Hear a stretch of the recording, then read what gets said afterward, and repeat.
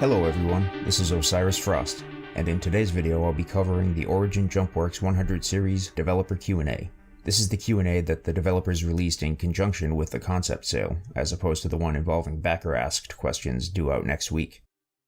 This is my second video in a series on the Origin 100. Part 1 is linked up for you right now, so please go check that out if you haven't done so already. Some of these questions I've covered in my Part 1 video, so in the interest of brevity I won't go through those again here. And before I dive in, I want to point out that the two size 1 guns that come on the 100 series are less than the two size 2s that come standard on the combat variants of the Aurora and the Mustang. This wasn't from the Q&A, but I forgot to mention it in my last video, and it will be relevant to some of what I discuss in a moment.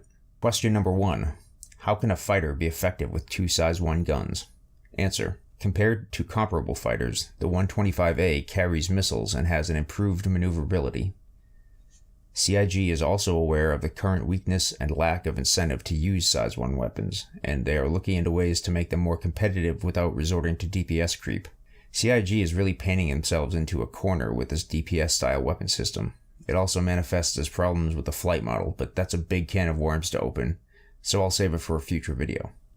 The obvious solution here is to upgrade the 125A's weapon hardpoints to size 2, bringing them in line with the Aurora LN and the Mustang Delta. The 100i and the 135C can keep the size 1s, which are more show than anything else. Question 2. What are the advantages and disadvantages of the 100 series compared to other starter ships? Answer. The air-fuel system gives it enhanced range. It's less maneuverable than the Mustang, but more so than the Aurora. However, it lacks the strength and durability of the Aurora. I take strength in this context to mean the size 1 weapon situation that we just covered. Durability could be a combination of shielding and armor. In another question that compared the maneuverability as being between the Aurora and the Mustang for the 100i, but that the 125A is closer to the Mustang, and a fully leaden 135C is closer to the Aurora. Question 3. How does the 100i fit into the current Origin lineup? Answer. It's above the X1, which is more of a vehicle, and it is most comparable to the 85X. The 85X and the 100i have different intended purposes. For example, the 85X has no bed or cargo capacity, but it can carry a passenger. The opposite is true in both cases for the 100 series. Question 4. What ships will the Origin 100 series fit inside of? Answer. The 100 series has not been specifically designed to fit into any ships. However, we also know that from the ship shape segment this past week, that it has a very similar footprint to the 85X, and currently 2 of those can fit inside of an 890 jump. No doubt you could squeeze a bunch into your Idris too, and at least 1 into the Polaris. The Endeavor hangar module can also accommodate 2 Cutlasses side by side, so it's probably a safe bet to assume that 3 or 4 100 series could probably squeeze in there if it was otherwise empty. Question 5. The 135C has 3 times the cargo capacity of the 100i. Is that due to a different hull? Answer. The 135 has an integrated cargo module on the underside of the ship. I read someplace yesterday that there are 3 distinct variants, meaning that they are unique hulls that cannot swap modules between them, but I can't find that now. What this means, if true, is that you can't take the cargo module from the 135C and stick it into a 125A. I believe that you can do that for the Aurora, for example, modifying your Aurora LN to carry the cargo box if you so desired.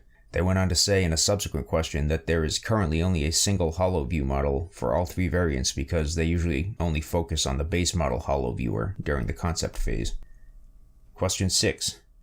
Do other ships have the new air fuel system? Answer.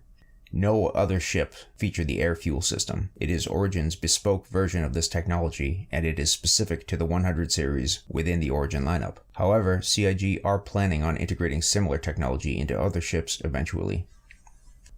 Question 7. What advantages do the air fuel system give the 100 series over other ships? Answer. CIG provided a handy design document on fueling, which I will link below in the show notes. I love it when CIG puts out these design documents and lets us in on where various game mechanics are headed. It's been a little while since the last one, so this was a nice surprise full of useful tidbits, such as the fact that the Freelancer Dur is going to feature a scaled-down version of the tech that the Starfarer uses to refine fuel. This is a midway point on a spectrum of fuel refinement. The 100 series air fuel technology is at the low end of that scale, and is entirely personal to the ship itself, whereas the Dur or the Starfarer can transfer that refined fuel to other vessels. So from this initial Q&A, it seems to me that in most cases, the 100 series slots in behind the Mustang and Aurora in terms of rankings. I would love to see them sort out the armament on at least the 125A. Certainly once you spend the missiles on the 125, the combat capabilities drop way off. I'd also like to see them at least pay lip service to some kind of feature that helps the 100I plot jump points or something exploration related to make it into a true exploration vessel. Maybe then there would be real versatility in this lineup.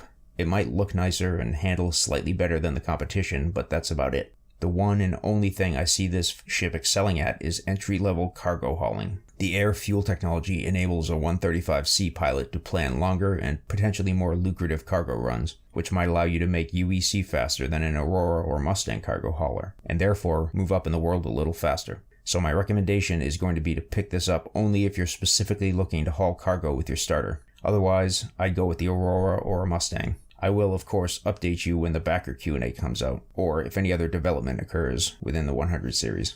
That's all for today's show. Thanks for watching. If you're new to Star Citizen, or you know someone who's thinking of playing, you or they can earn 5,000 UEC on your account by registering with my referral code, which you can find in the show notes down below. If you have any questions, feedback, or episode suggestions, go ahead and leave them in the comments. And if you haven't already, please be sure to like and subscribe. I'd really appreciate that. Thanks, and I'll see you next time.